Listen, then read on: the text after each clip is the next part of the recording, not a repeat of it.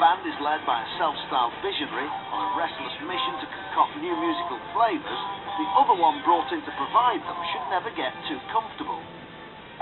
Here follows a cautionary tale. As the 70s drew to a close, one young punk rocker in the Midlands decided to strike out in a new direction. I remember just thinking about soul music and people who want to dance again and having a brass section. I just thought, wow, against what is happening now, that would sound great.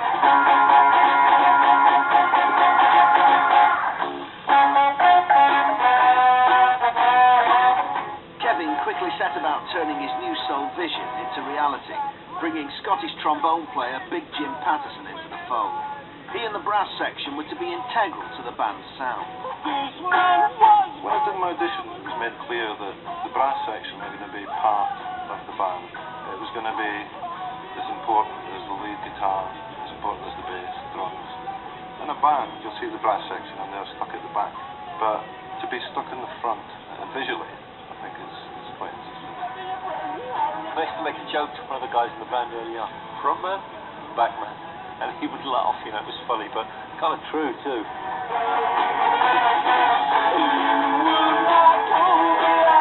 It quickly became apparent Kevin's leadership and musical vision was bang on. Gino went to #1 in the charts and Big Jim was loving it.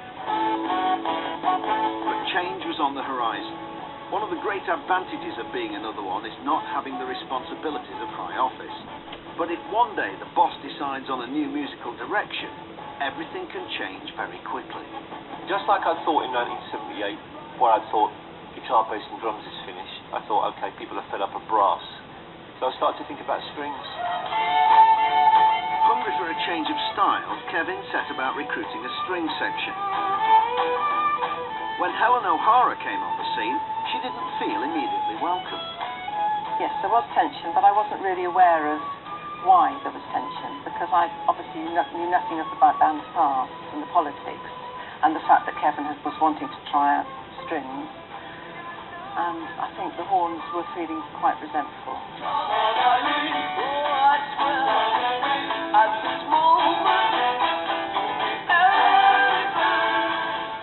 Some of the brass, certainly one, thought, oh blimey, that's it, it's all over, strings are coming in, brass is out.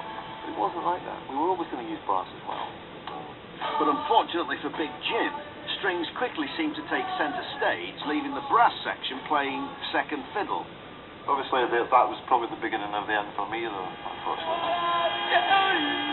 You know, I've been comparing it to sort of being in a really successful football team, where you're first name on the list, then suddenly you start getting substituted in the 80th minute, then the 70th minute. And then next thing you know, you're on the subs bench. And then next thing you know, you're on the bus to the away games. And then you realise it's time to leave. And I think once Kevin had decided that, yes, three fiddles was the way he wanted it to sound, that was when the brass section, or some of the brass section at that time, decided that they didn't want to be in the group anymore. It was a very, very sad day, actually, you know. I sat in a cafe opposite the rehearsal room.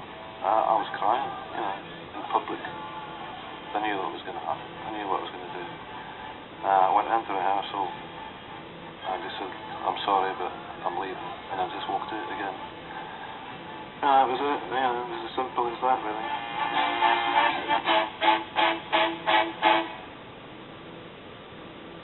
Probably the saddest day of my life, I would say.